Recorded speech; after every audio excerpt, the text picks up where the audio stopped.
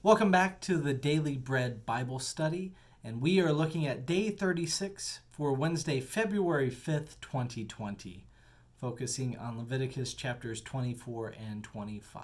So I'll try and keep this concise and together. I've been wrestling with a lot of the stuff in this, but I'd love to share my insights a little bit more in detail later. But let's look at Leviticus 24 and 25. So we see a couple, simple things in the beginning, talking about some of the things that are present there in the tabernacle of the Lord.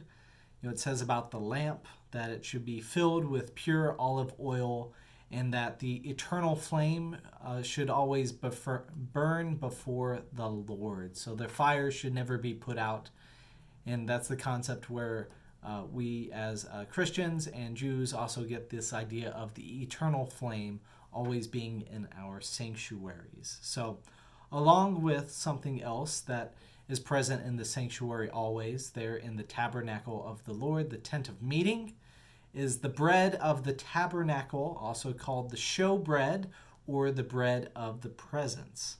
Now these are the 12 loaves of unleavened bread, one for each of the 12 tribes. And there are 2 stacks of 6, similar to the ways that the stones on the high priest's shoulders have 6 names, one on each side, inscribed there in the gemstones on each of the sides. And that's from Exodus 28, 9 through 10. So this bread of the tabernacle, once it is removed each and every week, is reserved for the sons of Aaron, since it is a most holy object that has been in the sanctuary for a while. It's to be eaten in a holy place if it is eaten. And then Leviticus 24:8 says, "Every Sabbath day Aaron shall set them in order before the Lord regularly, as a commitment of the people of Israel, as a covenant forever." That bread in front of God to be able to be there before the Lord. And this would be unleavened bread as well. We take a little bit of a turn with the story about blasphemy and its punishment, and it gets into all sorts of things about insiders and outsiders and all of that. So I'll just try and keep my ideas pretty concise and focus on this story at hand. So in Leviticus 24:11, we see that the name of the Lord is blasphemed in a curse. And, we hear from several times that this is inappropriate. It says in Exodus 20 in the 10 Commandments, in verse 7, "You shall not make wrongful use of the name of the Lord your God, for the Lord will not acquit anyone who misuses his name." And then again in Leviticus 19:12, it says, "And you shall not swear falsely by my name, profaning the name of the Lord of your God. I am the Lord." So for me, I see this not a question of whether or not blasphemy is outlawed, because blasphemy is outlawed, but rather, how do the laws apply to both insiders and outsiders? I say this because it makes a point in the text to be able to say that the Egyptian and the Israelite were ones who had the person who blasphemed. So this individual blaspheme was the child of an Egyptian male and the child of an Israelite woman. And so in some sense this is a mixed individual, and one who may have been a little bit more of an outsider within the community of the Israelites.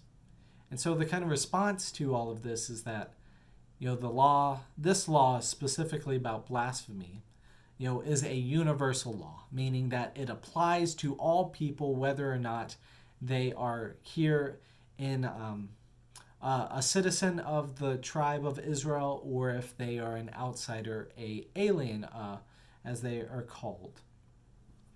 And so it says, anyone who does this does X.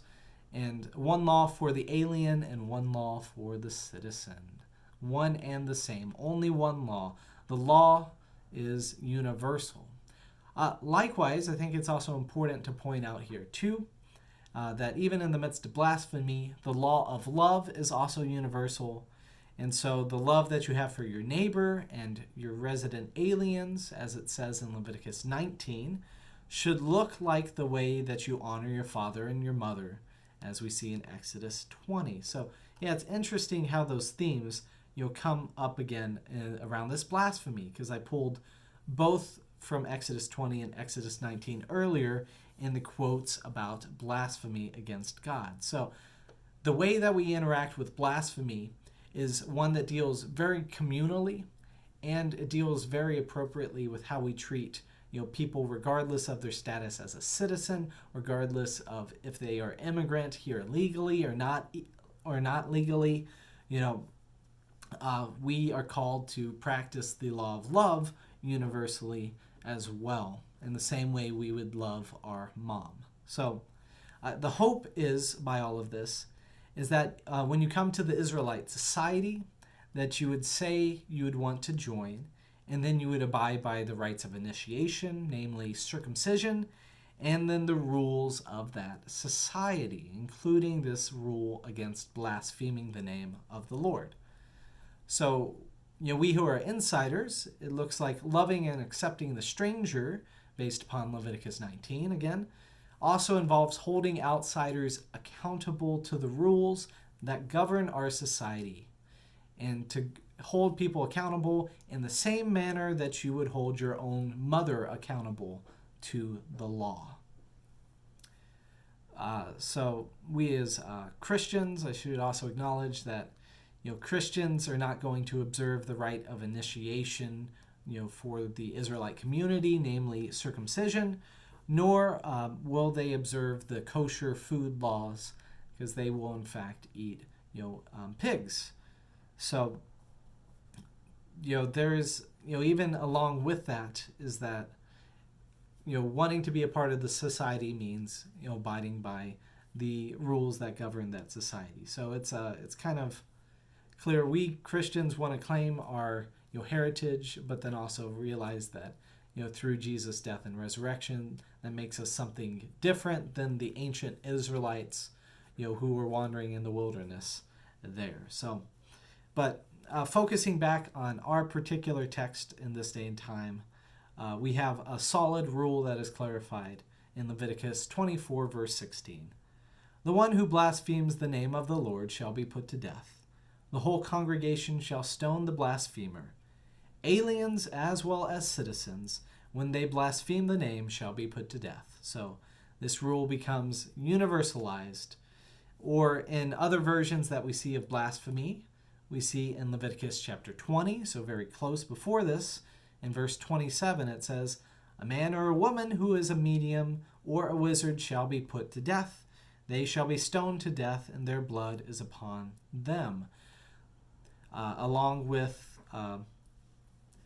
that, we see that these sorcerers, mediums, and wizards are in some sense blasphemers as well, because they're practicing idolatry of worshiping another god, thus profaning God's name and reducing God's holiness due to the one who is to govern all of this community. We also have something as well too in the story of stoning this blasphemer to death. We also have the idea of kind of limiting the injury. And even though blasphemy is an injury, which is about stoning an individual to death, misrepresenting God and not speaking truly to who God is, and something to be taken very seriously in the community, to put doubt in people's faith about believing in this God, and to purge any of that mistrust of this God who is all trustworthy.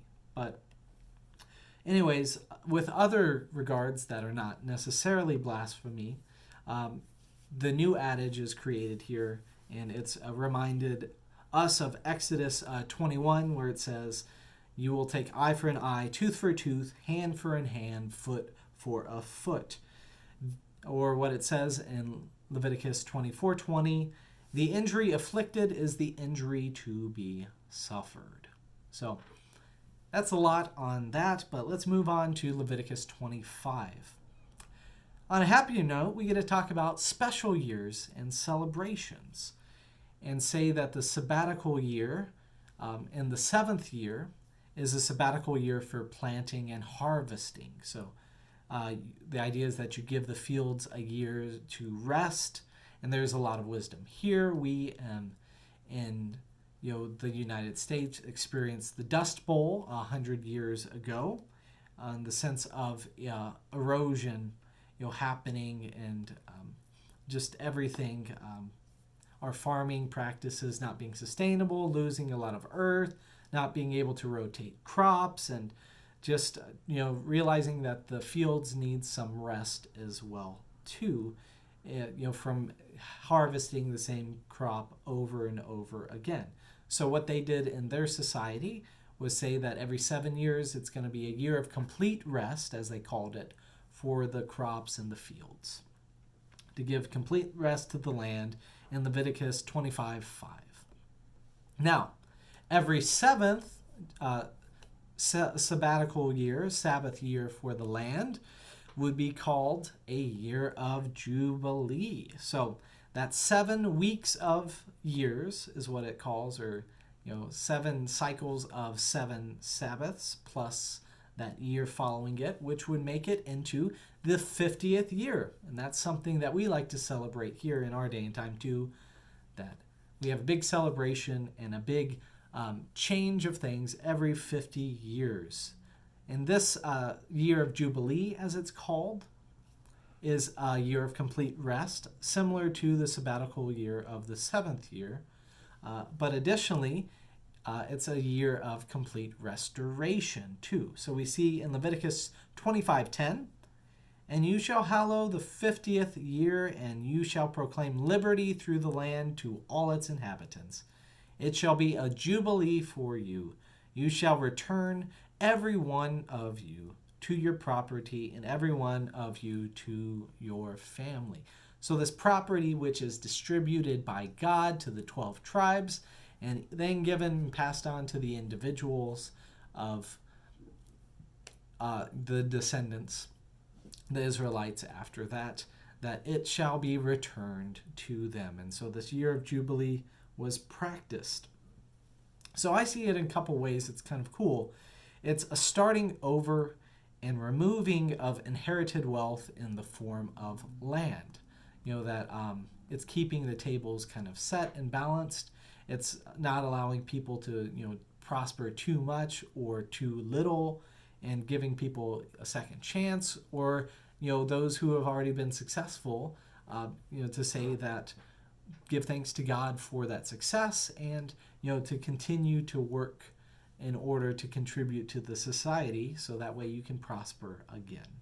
So one of the other parts that keeps on mentioning is do not cheat one another in that year, which makes me think that grudges might have formed over the past 50 years. And so old debts are forgiven. And even though the debts might be forgiven, the memories will still linger of what happened before the year of Jubilee.